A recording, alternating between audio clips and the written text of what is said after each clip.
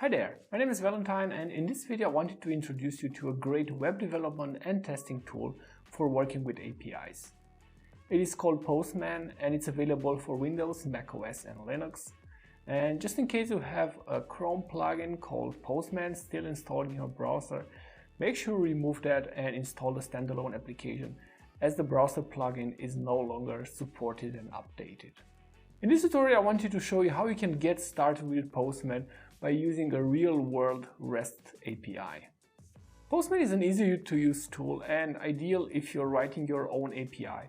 So if you're writing server-side code in a technology like PHP or Java or Node.js or whatever you're using out there, and you come to a point where you have something ready and you would like to see how it's working. With Postman you can immediately start interacting with your backend and get some feedback on how things are going. If the API is working the way you expect it to, you can test different parameters, different authentication methods, setting headers, cookies, whatever your application needs to. All this without building client-side, all this without writing any front-end code. And this can not only speed the development time, but the experience shows that it's much easier to find bugs early in the development stage. Now you don't have to build your own API to take advantage of Postman. Imagine that you want to use a third-party API in your application. Let's say, for example, Facebook or Google's API or whatever API is out there. And with Postman you can get a feeling on how that API is performing. You can easily check on what's the information that's available, how you can interact with it, and you can do all this without writing a single line of code. And this is quite powerful because again it really improves the development time, and you know in advance that the API is working in a certain way and there will be no big surprise when you actually start using it. Now it really doesn't matter how you plan to use Postman as long as the API you are planning to use is an HTTP based RESTful API. So if you're excited about learning Postman, keep watching this video and I will guide through it. The first time you open the Postman app, you'll be invited to create an account. If you do not want to do it immediately, you can just click here, take me straight to the app, and you can create an account at a later time. But I would highly recommend you to do it right now in the beginning, because an account it will allow you to easily save anything that you do inside Postman without having the fear of losing any of the work. Sometimes after major updates you will get this kind of pop-up windows explaining the new functionality, but now for the beginning we're just going to close them. This window here is basically a quick way on creating different things, but you can easily disable this by clicking this checkbox here and you won't be bothered by it again. The graphical interface of Postman is divided in multiple sections. Now, the first and probably most important one is the request builder. As the name suggests, the request builder allows you to craft different kind of requests with Postman. And this will allow you to set the HTTP method, the address, the body, headers, and cookies. So let's have a look at a very simple request. Let's just type in http://bin.org. And in order to execute this request, we're going to hit this send button. The moment we do that, Postman will send this request, and as soon as the response from the server is back, you will see it here in another section called the response. And in this response part, you will see what happened with the request. What are you getting back? And one of the first things that you may want to look at is probably the status code. And a status code starting with 2 something, like 200, indicates that the request was successful. Right here below you have pre-selected the body tab, and this is the response body. And in this case I visited a totally normal website, and now I'm just getting the HTML code back. Postman offers the possibility of having different kind of views at the response body.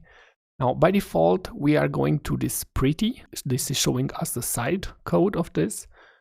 We can select raw to get just the text variant of what came back. Or we can have a look at the preview, and because this is an HTML page, this will pretty much look like a normal browser. You can also notice the history section, which now has a new entry So if I'm submitting this again or changing anything about the request, the history will show all these requests here. During the usage of Postman, you'll probably notice a lot of similarities with normal browsers, such as the tabs, which you can open and close, or the history that I just mentioned. Let's open a new tab and use the HTTP GET endpoint, which is documented on this page, and create a new request. In case you haven't noticed, the default HTTP method that you're using is GET, and this is the same method that you're usually using in your browser every time you're typing in something like google.com or facebook.com or anything like that. If you want to, you can specify the protocol. So for this case, I can go https://httpbin.org. And as I said, I'm gonna use the GET endpoint. Now, the moment I send is, the response that I get looks pretty different from the previous one. And this is because this response is in a format named JSON. And this is a format that's pretty used, especially if you're dealing with RESTful APIs. Now, it won't make a big difference if I switch in the body to raw or preview. This will look more or less the same. So this pretty view here is enough for me. This endpoint allows us to send some query parameters, and all the query parameters that we'll send will be reflected back to us. So let me show you what I mean by that. Query parameters are generally optional parameters, and you'll always notice that a query parameter begins because after the address itself, you will see a question mark. And then you will see something like my parameter equals 1. And now this parameter will be reflected back to us. Now let's add another parameter. And to create the second parameter, we'll have to put an ampersand, this and, and then we're gonna write my parameter 2 equals, for example, whatever.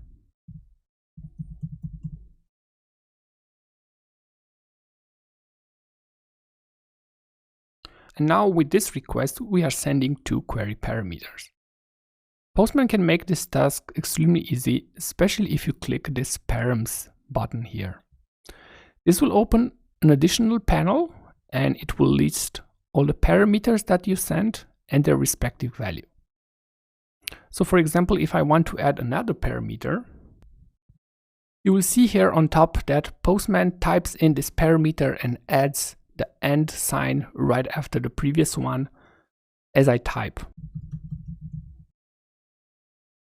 And any value that I add will be added here as well.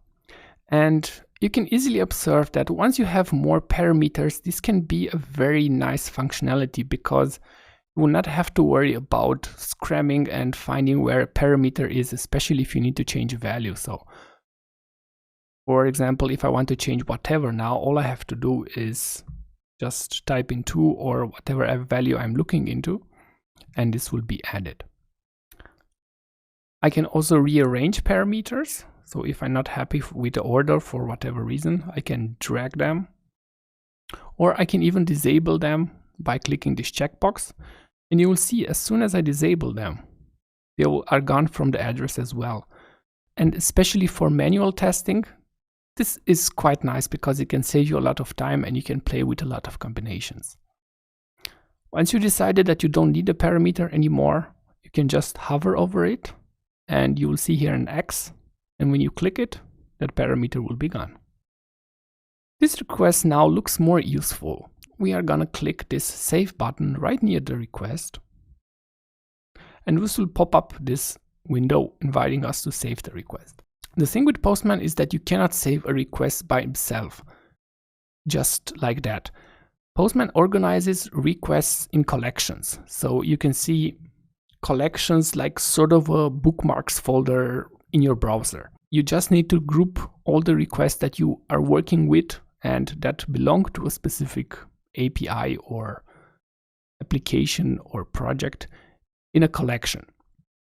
And this is exactly what I'm going to do. So because the API that I'm working with is from http.org.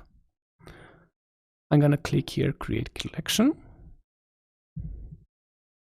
I'm going to call it HTTP bin. Then I'm going to select it. And by default, the request name is the address of the request. But in case you're not happy with that, you can just delete it. And in this case, I will say get request, so that I can later easily understand what is that request about. And now you see that view has switched from history to collections. And this is actually our first collection. I'm going to close this. Going back to the params, every time you try to make a change, you'll notice here that the color of the tab has changed. And this bubble here indicates that they are unsaved changes. So when you try to close this tab, you will get warned that, hey, there are unsaved changes to this. And of course, you can just say, don't save them. Or you can click the save button and the marcation, the color will get away and the request will be saved in the current state. Usually you want to use Postman with more complex things that normally your normal browser cannot do. So for that reason, let's have a look at the post request. So I will go and open a new tab. And in order to select the HTTP method that I want to use, you will see get is default. But once I clicked it, an entire list of possible options will open up. Most of the time you will only use get, post, put, patch, delete. So I'm going to select post. And the moment I do that, you'll also notice here that this body tab here, this body part has opened, so has become active. And this is because a post request can send data with the body. A normal get request can do that. So for that reason, body is grayed out and you cannot send any data with that. So I'm going to select post and let's type in http:/post. Going back to the body,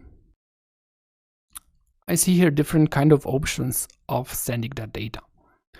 And form data and xwww form URL encoded basically mimic what you would normally send by using an HTML form from a website to a backend. But most of the time in modern APIs, you need to send data formatted in a JSON format. And for that, I'm going to click on raw. And here, instead of text, I will select JSON as a format. And let's create a simple JSON payload.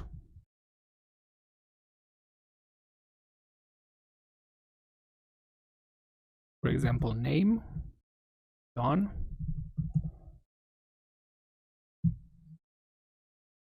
So now this is the payload of the request, and this data is being sent with my request. So now let's hit the send button.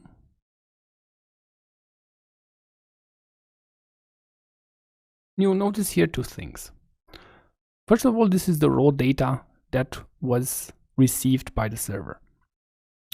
But because we sent it in a specific format, this JSON format, the server is able to interpret what we send. And the information that we send is currently recognized as JSON. And you will see here the properties that we have sent. So we send an email and we send a name. And now the server was able to understand those. So this request seems to be useful as well. So for this case, we're going to save it. Let's call it a post request. And here below, you have the possibility of selecting existing collection, which is our case, or creating a new one, and all the list of existing collection will be displayed here. So I will select HTTP bin.